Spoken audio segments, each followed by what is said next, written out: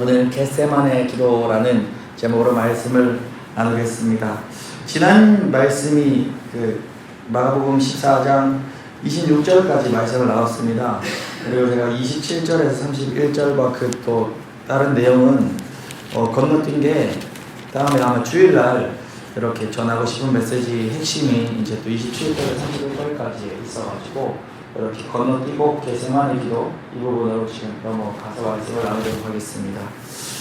오늘 말씀을 준비하는 가운데 오늘은 어느 때보다 이 원고를 그냥 덮어두고 설교를 하고 싶은 그런 날이었습니다.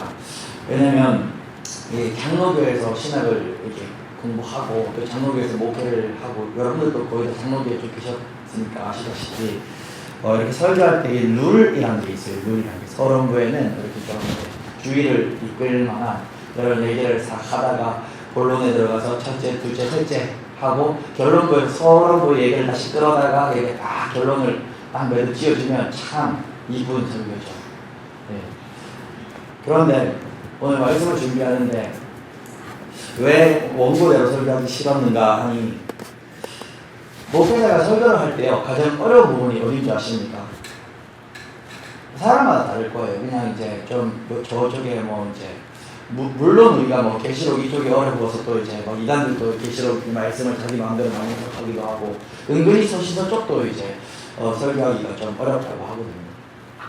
그리고 사복음서는 스토리가 있는데 창세기 이런데 그리고 요한복음, 마가복음, 누가복음, 마태복음 이런 데는 스토리가 있으니까 그래도 좀 이제 이렇게 쉽게 말하면 우리끼리 말로는 썰을 풀기 쉽다 이거죠. 근데 저는요 사복음서 뒤쪽 예수님이 이제 잡히시고 돌아가시는 이쪽이 설교하기가 가장 어렵습니다. 왜냐면요 여기서는 제가 교훈을 얘기하고 싶지 않거든요. 서신서에서 저쪽에 무슨 베드로 전서나 저쪽에 편지글 그런 데는 어차피 사도 바울이 쓴 편지니까 서로 사랑해라 그러면 사랑하자에 대해서 조금 이렇게 첫째 나누는 거죠. 겸손해라 그럼 또 겸손하자 하면서 또 말씀을 나누면 되는데 예수님이 십자가에 이제 걸어가신 그 길만큼은 그래서 저는요 부담이 많이 돼요. 이걸 어떻게 제가 분석할 수 있겠습니까? 사실 겟세마네 기도 여기에서도요 처음에 원래 설교를 준비할 때는 준비를 했던 구조가 있죠. 왜냐하면 딱 머릿속에 어떤 묵상을 하고 어떤 구조를 세워놓고 거기에 이제 살을 붙이거든요. 이 기도 예수님께서 제자들에게 깨어 기도하라 하셨으니까 깨어 기도하는 거를 주제로 말씀을 나누면 되겠다. 왜 깨어 기도하라 그러냐 하시면 여기 말씀 앞뒤로 읽어보면은 시험에 들지 않도록 기도하라 그러니까 시험에 들지 않게 깨어 기도하라. 첫째. 두 번째는 그러면 또 뒤에 보면은 마음은 원이로되 육신이 약하도다. 우리는 육신이 마음은 크지만 육신이 약하기 때문에 그래도 우리가 기도로 이겨내야 된다. 이런 식으로 세 가지 첫째 이렇게 잡았거든요. 근데 하나님의 마음과 예수님의 마음 그걸 계속 묵상하는데 이 장면에서 교훈을 뽑아내고 싶지가 않더라고요. 그래서 저는 예수님이 십자가 걸어가시는 그 길이 설교하기 전 제일 어려워요. 한 절 한 절이 너무 무거워요. 왜 더 어려운지 아주 부끄러운 얘기입니까? 이 말씀을 읽으면 하나님의 사랑과 예수님의 사랑이 그렇게도 느껴지는데 저는 이 부분을요 성도님들보다 더 잘 설교할 자신이 없거든요. 누가 가장 잘 설교하냐? 지금 이 순간 예수님의 사랑을 하나님의 사랑을요 뼈저리게 느끼고 있는 그 사람이 가장 설교를 잘할 것입니다. 과연 목사가 말씀은 많이 공부하고 해석의 능력은 더 뛰어나다 할지라도 과연 이 순간 이곳에서 이 자리에서 누가 과연 천국과 지옥의 실제를 정말로 느끼며 과연 누가 예수님이 나를 위해 대신 십자가에 못 박혀주신 그 사랑을 처절하게 더 느끼겠습니까? 목사가 더 많이 느낄까요? 저는 그렇게 생각합니다. 그래서 이 부분에서만큼은 성도님들 앞에서 설교하기 참 어려운 부분이고 지난 8년의 사역을 살펴봤을 때도 생각보다 많이 설교하지 않았던 부분이 사복음서 뒷부분이기도 합니다. 여기는 다른 거 할 게 뭐가 있겠습니까? 하나님과 예수님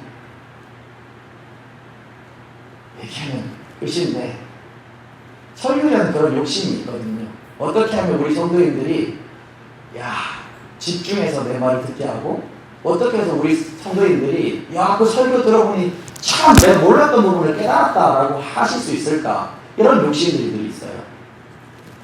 그래서 설교자는요 이런저런 책들을 많이 살펴보면서 요 부분은 이렇게 알았지? 근데 그거 아니에요? 사실 요거예요 하는 거를 찾는 거에 쾌감을 느껴요. 그런데 예수님이 나를 위해 대신 십자가에 죽어주셨다는 그 사실과 하나님께서 독생자를 위하여 나를 위해 땅에 보내주셨다는 사실에 성도님들이 몰랐던 어떤 제가 무슨 또 재미난 사실을 어디 한번 발견해갖고 와가지고 말할 게 뭐가 있겠습니까? 사실 할 수 있어요. 근데 그러고 싶지 않다는 거예요. 여러분, 하나님은 어떤 분이십니까? 하나님은 어떤 분이십니까? 여러분에게 하나님은 어떤 분이십니까? 여러분, 예수님 진짜로 느끼셨습니까? 예수님의 피 공로를, 그 피를, 그 살을 정말 맛보셨습니까? 정말 천국과 지옥을 믿으십니까? 그리고 우리가 마지막 날 심판대 앞에 서서 좌우로 갈려질 것이라는 것을 정말 그게 실제인 걸 느껴지십니까?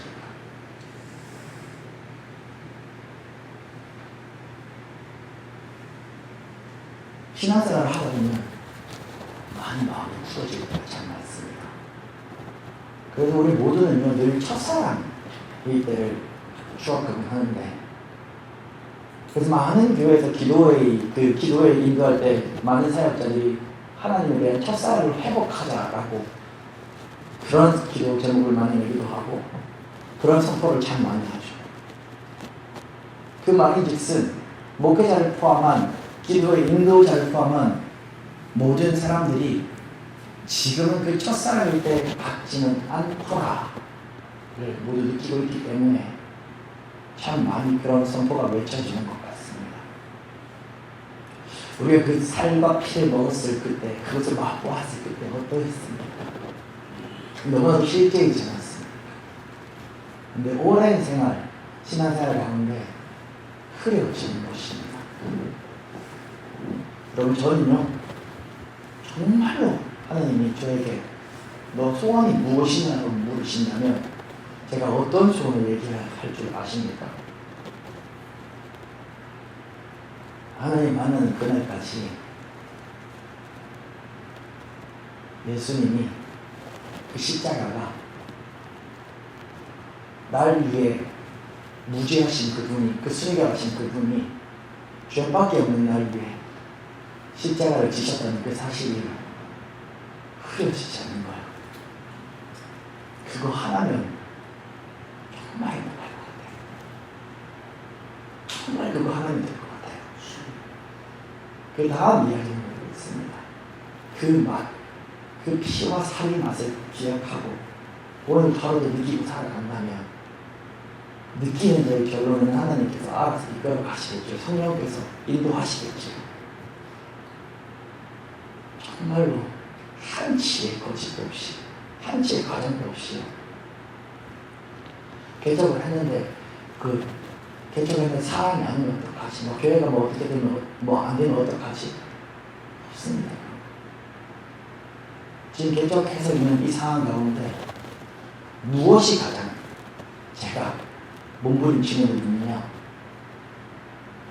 예수님이 흐려지지 않는 거예요. 진짜 그겁니다. 진짜 그겁니다.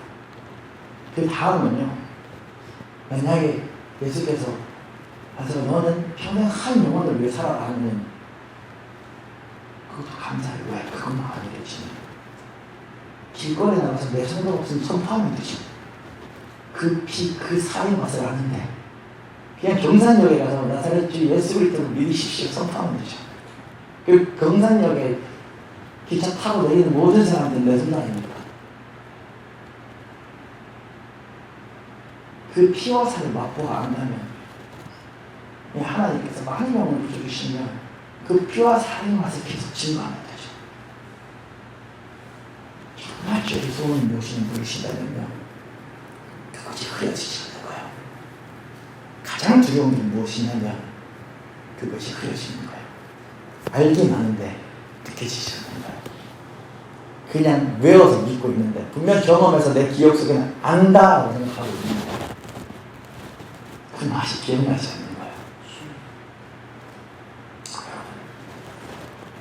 우리 대신 우리 모두가 흐려지지 않기를 소망합니다. 여러분, 하나님은 어떤 분이십니까? 우리 하나님은 천지를 창조하신 분이십니다. 요한계시록 19장 6절에 또 내가 들으니 허다한 물의 음성과도 같고 많은 물소리와도 같고 큰 우레와도 같고 그 같은 소리로 이르되 할렐루야, 주 하나님 곧 전능하신 이가 통치하시도다. 우리 하나님은 전지전능하시고 천지를 창조하신 분이십니다. 우리 하나님은 또 어떤 분이십니까? 전지하신 하나님, 다 아신 하나님. 어디까지요? 지금 여기 앉아있는 여러분들이 머리카락 개수까지 다 아신 하나님이십니다. 마태복음 10장 30절 말씀, 너희에게는 머리털까지 다 세신 바 되었나니.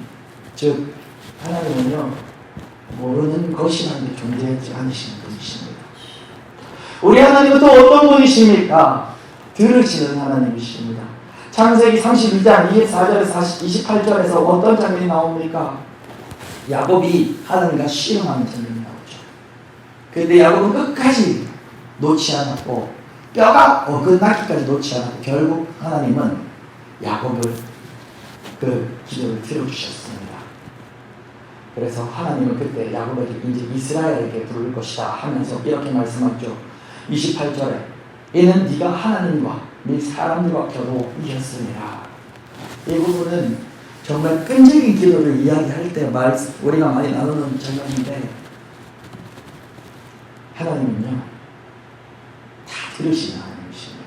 우리 기도를요 세미한 음성도 들으시지만 애끓는 기도는 정말 안 들어주실 것도 끝까지 기도하는 자의 기도는 다 들어주시는 들으시는 하나님이십니다. 또 하나님은 어떠하신 분이십니까? 하나님은요 편지하신 하나님입니다. 여러분 가장 존경하는 목사님 계십니까? 저도 조용기 목사님, 옥하는 목사님 존경합니다. 살아있는 목사님 얘기 안 하려고요. 나중에 끝까지 살아봐야죠. 저도 그렇고 그 목사님들도 그렇고. 근데 제가 조용기 목사님, 옥하는 목사님 얘기하려는 게 아니라 조용기 목사님이 하는 하나님, 옥하는 목사님이 하는 하나님, 오바정 목사가 하는 하나님, 여러분과 함께 계신 하나님은 똑같은 하나님을 하나십니다. 큰 목사님 하나님은 더 크고 제가 믿는 하나님은 더 작습니까? 아닙니다. 하나님 편지하시는 하나님이십니다. 모든 곳에 계십니다. 그 하나님은 동일하십니다. 예레미야 23장 23절에서 24절 여호와의 말씀이라 나는 가까운 데 있는 하나님이요 먼 데 있는 하나님은 아니냐. 여호와의 말씀이니라 사람이 내게 보이지 아니하려고 누가 자신을 은밀한 곳에 숨길 수 있느냐. 여호와가 말하노라 나는 천지에 충만하지 아니하냐. 하나님은 모든 곳에 계신 하나님이십니다. 그래서 하나님은 모든 곳에 충만하십니다. 그래서요 우리 하나님은요 다 아시고 다 들으시고 다 응답하시는 분, 그런 하나님이 바로 우리 하나님이라는 것입니다. 하나님이십니다. 그런데요 제가 왜 하나님의 속성을 이야기하냐면 하나님께서 응답하지 않고 들으시지 않은 장면도 성경에 나옵니다. 그 장면이 바로 오늘 이 장면입니다. 제가 오늘 설교 준비하면서 많이 울 수밖에 없었습니다. 하나님은 침묵하시기도 하셨는데 그 장면이 바로 이 장면입니다. 예수님께서는 겟세마네에 이르셨습니다. 그곳에서 제자들에게 내가 기도할 동안에 너희는 여기 앉아있으라 하시고 그리고 베드로와 야고보와 요한 이 세 제자를 데리고 따로 어디 좀 더 가십니다. 그리고 또 말씀하십니다. 내 마음이 심히 고민하여 죽게 되었으니 너희는 베드로, 야고보, 요한은 여기 머물러 깨어있으라 라고 당부를 하시고 조금 더 가셔서 예수님께서 땅에 엎드려서 간절히 기도하십니다. 예수님께서 어떤 기도를 하십니까? 될 수 있는 대로 이때가 자기에게 지나가시기를 구하셨습니다. 이때가 무엇입니까? 바로 죽음의 때인 것입니다. 아직 30대 초반의 젊은 예수님께서 육신으로는 마리아와 요셉이라는 부모 아래에서 자라게 청년 예수님께서, 저보다도 어린 그 예수님께서 죽음을 앞두고 계신 것입니다. 아무런 죄도 아무런 흠도 없는 그 예수님께서 자신의 죄 때문이 아니라 오늘 이 자리에 앉아계신 저와 여러분들의 그 죄 때문에, 그 인류의 죄로 인해서 죽음의 잔을 그 눈앞에 두고 계신 그 상황인 것입니다.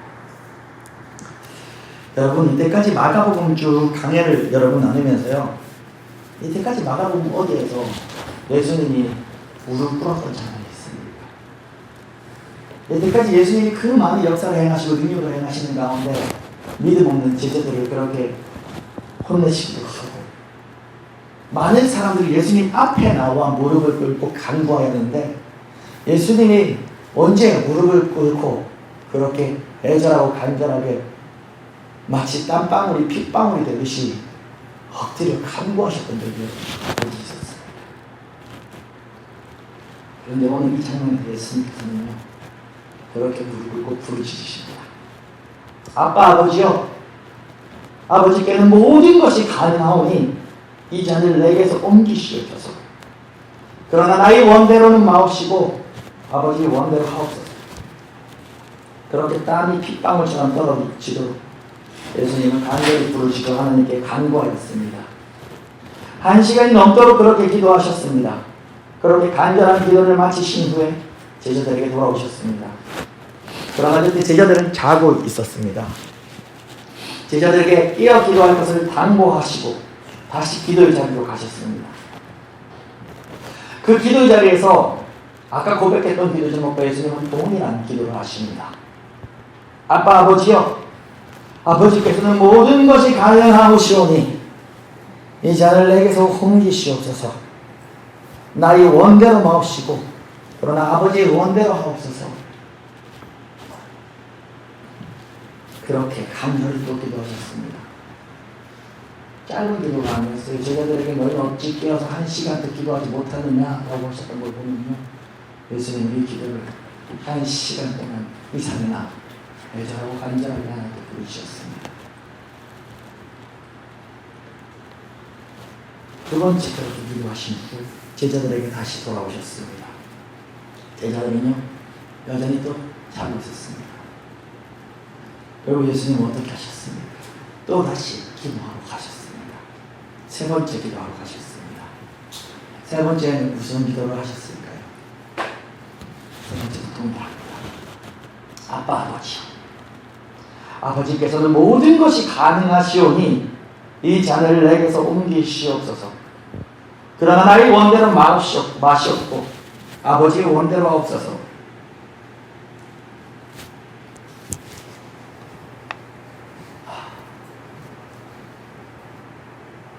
여기서 여러분들은 어떤 부분이 보이십니까? 우리 예수님은 하나님의 독생자 외아들 아니십니까? 하나님과 소통하시는 분 아니십니까? 하나님과 교통하시는 분 아니십니까? 그런데 예수님이 같은 기도 제목을 무려 그것도 긴 시간에 3번이나 또 구하고 또 구하고 또 구하였지만 우리 하나님께서는 무응답으로 일관하셨다는 사실입니다. 예수님께서는 아버지의 뜻을 바꾸지 못하셨다는 사실입니다. 하나님 아버지는 예수님의 목소리를 듣지 못하셨을까요?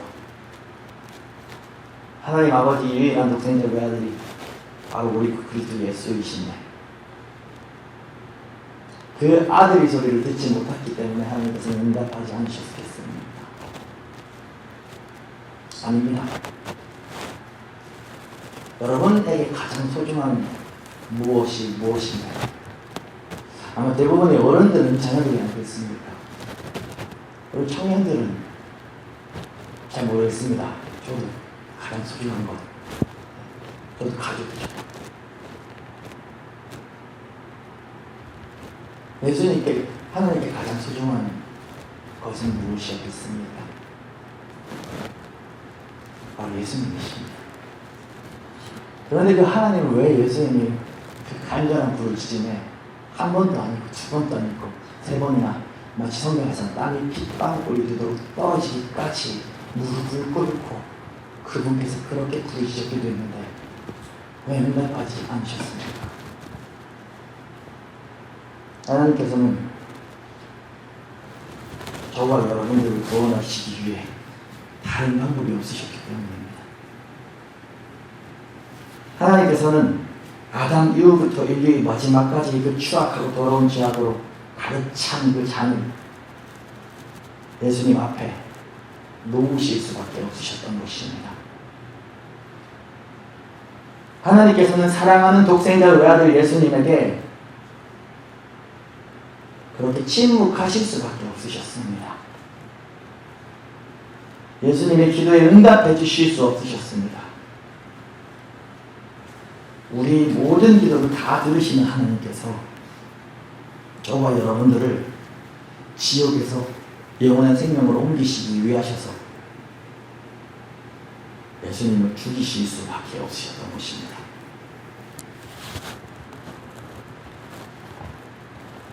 여러분, 이 본문에 과연 무슨 해석이 필요하겠습니까? 저는 이 겟세마네 기도를 보면 하나님의 누구는 다 들으셨지만 응답하실 수 없는 그 하나님의 심정이 느껴졌습니다. 그 이유가 무엇입니까? 지금 이 자리에 앉아 계신 저와 여러분들이요, 우리는 정말 아무것도 아닌 것처럼 예수 믿는 게 그렇게 큰 복인지도 모른 채 여전히 예수는 믿지만 내 하고 싶은 대로 다 하면서 그렇게 살아가지만 이 생명이 그냥 그렇게 주어진 게 아니에요. 이 생명은 하나님께서 그렇게 가슴 찢으시며 하나님께서 그렇게 눈물을 흘리시며 알지만, 아들이 죽는 걸 알지만 이렇게 응답으로 일관하실 수밖에 없으셨던 그 하나님이 참으셔서 주신 그 생명이란 말입니다. 두 번째 부분에서는 예수님의 순종을 보고 싶습니다. 그렇게 땀방울이 핏방울이 되도록 그렇게 애절하게 기도하는 가운데, 그렇게 같은 기도 제목을 반복하여 3번이나 고백한 가운데 결국 예수님께서는요, 내 원대로 마시옵고 아버지의 원대로 하옵소서라고 고백할 수밖에 없으셨습니다. 예수님께서는 그렇게 그 밤 겟세마네의 칠흑과도 같은 그 어둠 속에서 그 어둠보다 더 깊은 침묵, 하나님의 침묵 앞에 기도하였던 것은요, 사실 예수님께서 하나님의 마음을 바꾸기 위하셨으니 아니었습니다. 내 원대로 마시옵고 아버지 원대로 하시옵소서라는 기도를 하시면서 흘리신 그 예수님의 피, 결국 당신의 의지를 깨뜨리시고 하나님께 순종하기 위함이셨습니다. 십자가의 죽음을 피하는 것이 예수님의 탄원이긴 했지만 예수님은 아버지의 뜻을 거슬러 가면서까지 당신의 바람대로 해달라는 그런 기도를 드린 것이 아닙니다. 예수님께서는 원하시는 바가, 예수님께서 그 본인이 원하시는 바가 하나님 아버지의 뜻이 아닐 경우 그 하나님의 뜻에 순종하게 해달라는 것, 그것이 바로 예수님의 기도의 핵심인 것입니다. 결론적으로 예수님은 하나님의 뜻을 당신의 뜻대로 바꾸기 위해서 기도한 것이 아니라 당신의 뜻을 하나님의 뜻에 불복시키기 위해 그렇게 애절하게 기도하신 것입니다. 우리와 똑같은 인성을 가지신 그 예수 그리스도, 밥을 거르시면 배가 고프시고요, 잠을 못 주무시면 똑같이 피곤하시고 많이 걸으시면 다리가 아프셨습니다. 예수님도 자그마한 장미꽃 가시 찔려도 손이 아프셨고 따가우셨고 무거운 짐을 지고 걸으면 버거우셨습니다. 우리와 같은 인성을 가진 예수님께서도요, 조롱을 당하면 참으로 부끄러우셨고 욕을 들으시면 참 마음이 많이 아프셨습니다. 그런데 그 예수님은 겟세마네에서 그렇게 기도하시고 하나님이 주시는 그 잔을 피하지 않고 받으셨습니다. 흉악범을 가장 치욕스럽고 고통스럽게 죽이기 위한 그 사형틀인 그 십자가에서 자신의 몸을 찢으시고 자신의 몸을 박으셨습니다. 피하지 않으시고 죽음을 준비하시고 잡히시기까지 예수님께서는 계속 기도로 순종하시고 기다리셨습니다. 그리고 예수님께서는 이렇게 말씀하십니다. 일어나라, 함께 가자. 보라, 나를 파는 자가 가까이 왔느니라. 겟세마네 기도 그 마지막 장면인 42절에 그렇게 기록되어 있습니다. 제자들에게 얘기하는 것이죠. 일어나라, 이제 함께 가자. 보라, 나를 파는 자가 가까이 왔느니라. 죽음을 감당할 수 없는 한 인간인 예수님께서 하나님께 그렇게 기도하신 후 하나님 아버지의 뜻에 온전히 순종하기 위해 외치시는 그 외침, 강단 있는 외침, 일어나라, 함께 가자. 저는 그 예수님의 목소리가 가슴속에 메아리치는 것 같습니다. 그 목소리에 많은 것들이 느껴지지 않습니까? 그렇게 무릎 꿇고 하나님 아버지 앞에서 반복적인 기도 제목, 듣지 않으시는 기도 제목을 그렇게 외치신 예수님께서 이제 때가 됐구나 하고 외치신 그 외침.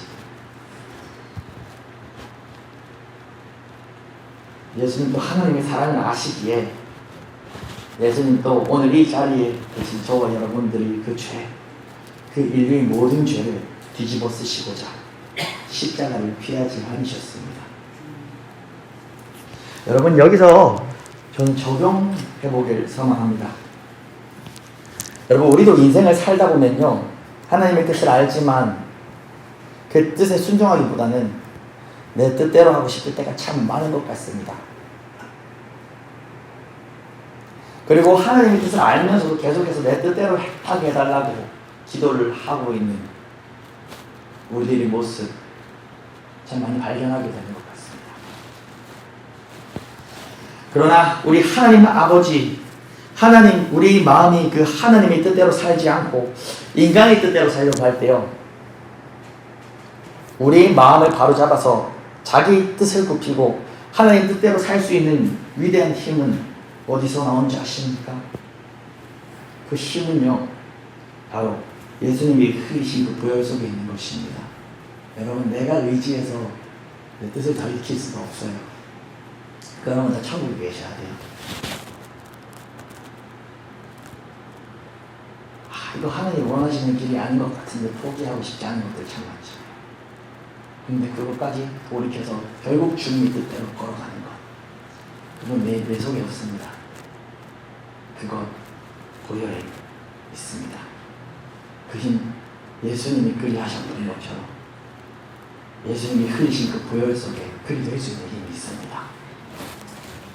그래서 우리가 내 뜻대로 마시옵고 아버지 뜻대로 하옵소서, 겟세마네 동산에서 흘리신 예수님의 보혈을 믿습니다 라고 기도할 때 아벨의 피보다도 더 의로우신 예수님의 피가 여러분들과 저희 심령을 정령하여서 마음속에 굳어진 고집을 꺾고 하나님께 순종하도록 우리의 의지를 그때 깨뜨려 주시는 것입니다. 저는 세상에서 제일 무서운 사람이요, 의지가 강한 사람입니다. 제가 지난주 청년부설 때 얘기했잖아요. 가리새인과 세리 얘기를 하면서 이렇게 많은 이야기를 나눴잖아요. 그때 얘기를 했던 게 그거잖아요. 제가 많은 소개를 받았는데 이때까지 소개를 잘 안 나갔던 사람들이 있다고. 의외였잖아요, 굉장히. 이렇게 교회에서 이렇게 어떤 자리에 있는 사람들. 그러면서 제가 가장 위험한 게 뭐냐고 제가 살았던 삶을 얘기하면서 말씀드렸잖아요. 저는 불신자가 교회에 와서 뒤집어지는 것이 훨씬 더 쉽다고 생각해요. 근데 어릴 때부터 쭉 교회에서 자라서 바리새인으로 자란 사람이 뒤집어지는 게 훨씬 어렵다고 생각을 한단 말입니다. 물론 하나님 앞에서 어렵고 쉬운 게 없어요.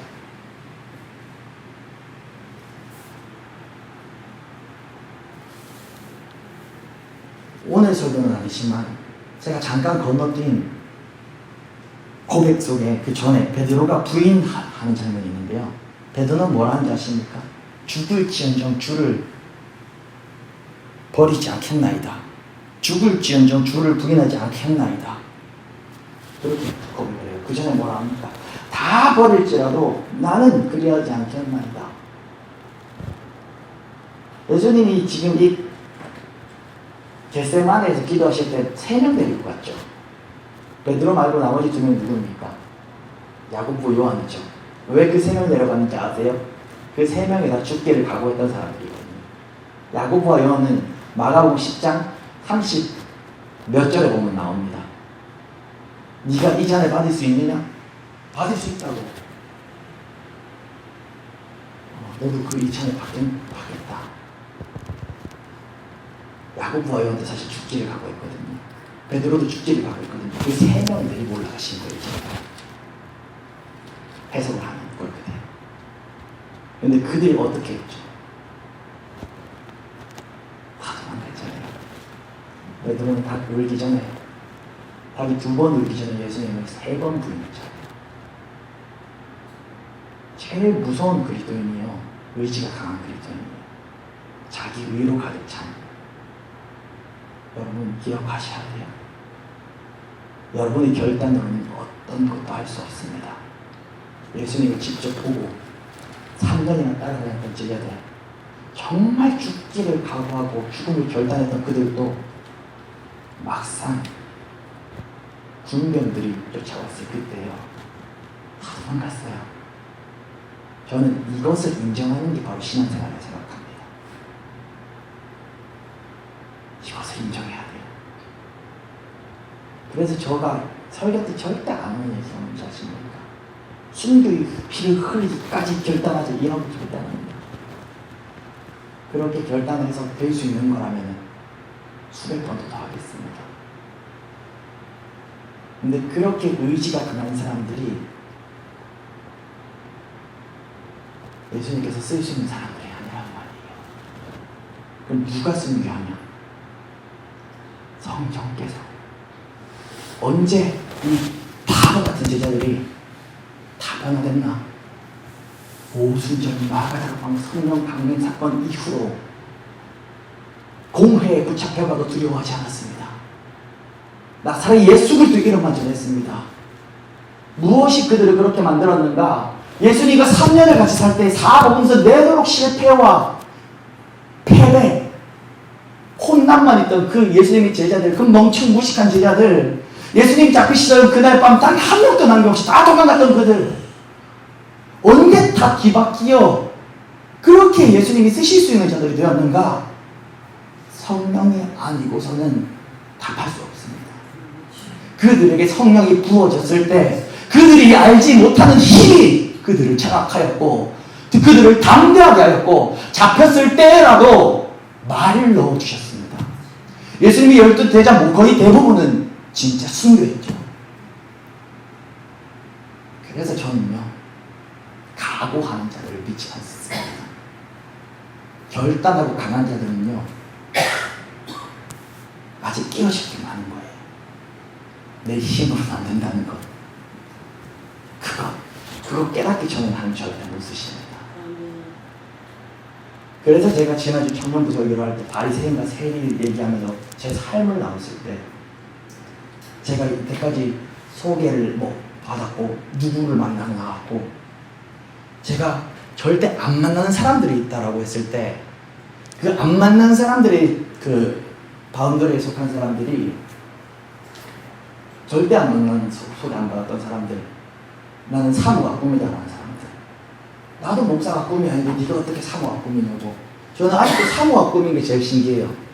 그렇게 하나님이 좋으면 그냥 하는 일 하면 되잖아요. 근데 사모의 꿈은 무슨 꿈인지 아직도 잘 모르겠어요. 무서워요. 그렇게 의지가 강한 사람들이 무서워요. 나는 자신이 없지만 주님이 시키시면 학기여가 저는 좋아요. 나는 정말 연약하고 부족하지만 성령께서 힘 주시면 성령께서 힘 주시면 성가대 지휘하라 그래도 제가 할게요. 제가 제일 사역할 때 제일 힘들은 뭐 성가대 지휘했을 때 제가 악보를 볼 줄 모르거든요. 근데 처음에 시골교회 갔는데 성가대 지휘를 하라 그래요. 성도가 한 30몇 명 정도 됐었거든요. 그게 사역 통틀어서 제일 힘들었던 순간입니다. 저 완벽주의자라서 남들 앞에서 못하는 거 보여주는 걸 굉장히 싫어하거든요. 그래서 사역을 할 때 저한테 레크레이션 진행해라 이런 건 제일 싫어요. 교회를 어디 부서를 바꿨나 그 교회 부서의 청년 선생님 중에 레크레이션 진행 잘하고 웃긴 청년부터 먼저 찾아요. 왜냐면 그 청년이 없으면 무조건 못하는 건 다 사역자가 하라 이러거든요. 그래서 저는 그런 청년이 제일 좋습니다. 그 정도로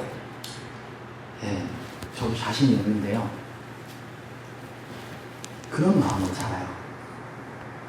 저는 정말로 목사가 꿈이었던 적이 없습니다. 얼마나 하기 싫었는가 하니 신대원 입학하고 신학교 1학년 1학기 때 F가 4개가 나왔습니다. F가 4개가 7개 과목 됐는데 그 중에 4개를 F로 날렸어요. 왜 F였냐? 시험 다 치고 과제 다 내고 수업 다 들어갔습니다. 근데 시험장에 기말고사 때 안 들어갔습니다. 이따위로 공부해가지고 목사님이 한국교회 다 망친다. 왜 제 마음에 있어요? 제가 신학교 졸업하는 게 목적이 아니잖아요. 어차피 대학교 등록금 저희 부모님이 다 내주시는데 한 학기에 400 몇십만 원씩 기숙사비까지 해가지고 500만 원씩 부모님이 다 내주셨는데 떡풍 잡으면서 저는 사례비 안 주셔도 됩니다 하면서 그때 딱 생각하고 있었거든요. 내가 너 무지개 썰려 하는 거예요. 어디 한국교회 망치려고 제 같은 사람이 목사님 되겠습니다. 신학교 입학하기 전에도요, 내가 어떤 목사님들이 몇 분이나 너는 목회의 길을 가야 된다고 문답을 받았대요. 저 안산 동산교회 교육자 수련회 가가지고 기도를 했는데 자기는 평생에 환상을 본 적이 없는데 장로교 합동의 아주 장로교스러운 목사님인데 자기는 태어나서 평생에 환상을 본 적이 없는데 담임 목사님 모시고 교육자 수련회 가서 거기서 수련하는데 반사가 네가 목회의 길을 걸어가고 있는 모습을 내가 봤어. 그때 목사님하고 싸웠습니다. 왜냐면 저는 그때 관세사 시험을 1년 동안 준비하고 있었고 1차 시험은 합격 점수에 도달하고 있는 상태였거든요. 목사님한테 역정을 했어요. 목사님 그게 진짜라면 내가 한번 지구 끝까지 한번 도망가 보겠습니다. 제가 목사님 했던 얘기예요. 지구 끝까지 도망을 갔는데 그래도 거기서 핀세트로 뽑아가지고 다시 신앙의 길에 앉혀놓으면 그러면 내가 그 하나님 뜻인 줄 알게요. 나한테 안 들려주시는데 왜 목사님한테 보여주십니까? 당사자한테 안 가르쳐주시면서. 이 얘기를 그 목사님이 했어요. 지금 굉장히 존경하고 사랑하는 목사님이십니다. 그때 진짜 싸웠어요. 왜냐면 진짜일 것 같기도 하여서 듣기 싫었어요.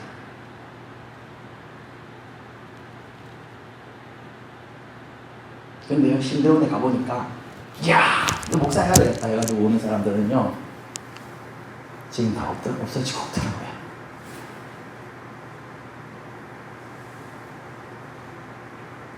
제가 청년부에서 한 2번, 3번 얘기했을 거예요. 여기 어른들하고 같이 있을 때는 청년부도 좀 편하게 이제 하니까요. 여러분 힘을 좀 빼면 좋겠습니다라는 얘기를 제가 2번, 3번 했을 거예요. 근데 어른들한테도 같이 했는지 모르겠습니다. 지역 연합사 3년 동안 말씀드리는 건데요.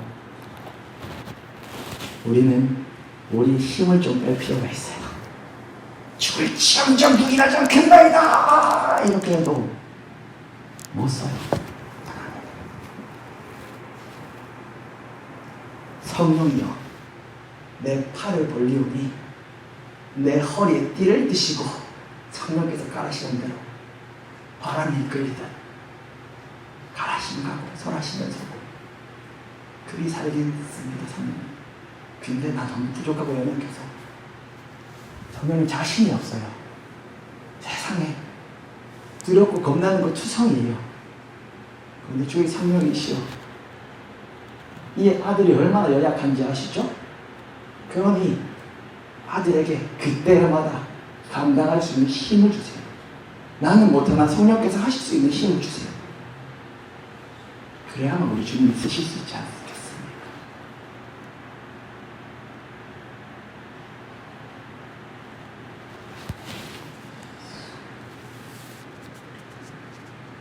여러분 여기 있는 모든 성도님들이 하나님께 쓰임받기 소망합니다. 성령께서 자주자주로 쓰실 수 있는 그런 모든 주님의 종 되길 소망합니다.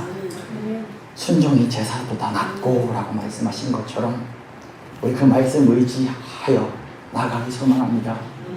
오늘 겟세마네 동산에서 예수님이 흘리신 그 피를 의지한다면요, 우리 모두는 항상 자식이 자신을 이기고 하나님께 순종할 수 있는 그런 새로운 권세와 능력을 받아서 하나님의 은총 가운데 거할 수 있는 자들이 될 것입니다. 여러분, 예수님이 그리하셨던 것처럼 우리도 우리 의지로 할 수 있는 거 아니에요? 그 피 뒤집어 써야만, 그 피가 우리도 순종하기 힘든 걸 순종할 수 있도록 해주는 거예요. 그 말씀을 꼭 붙드시기 소망합니다. 그리고 세 번째는 하지 않겠습니다. 세 번째는 제자들을 향한 하나님의 사랑이라는 제목으로 어떤 또 소제목을 나누려고 했는데 하지 않을게요. 오늘 두 가지만 기억하고 가시면 돼요. 하나님께서 얼마나 우리 사랑하셔서 예수님이 처절한 기도에 무응답으로 일어나셨는지, 예수님은 얼마나 우리를 사랑하셔서 그리고 하나님의 뜻에 순종을 하셨는지, 그 두 가지만 기억하시고 우리에게 적용하실 거는요, 우리도 순종하기 힘든 것들 너무 많잖아요. 우리가 결단한다고 순종 못합니다. 그 피, 예수님이 그리하셨던 것처럼 그 보혈을 의지할 때 그 보혈이 우리도 순종하기 힘든 것들, 의지 꺾기 힘든 것들 꺾게 해주시고 순종할 수 있게 도와주실 것입니다. 그리고 죽을지언정 주를 부인하지 않겠나이다 라는 말씀은 제 인생에서 가장 소중한 말씀인데, 그것은 아마 주일날에 이렇게 이렇게 묶어서 다시 한번 나누도록 하겠습니다. 오늘 그러면 여기서 말씀을 맺도록 하겠습니다. 오늘 겟세마네에서 기도하신 예수님을 통해 하나님께서 나를 얼마나 사랑하시는지 느낄 수 있었습니다. 또 예수님께서 나를 위해 얼마나 큰 인생을 하셨는지 볼 수 있었습니다. 여러분, 우리 그 사랑 기억하며 오늘 이 시간 함께 기도하길 소망합니다. 함께 찬양하고 기도하시겠습니다.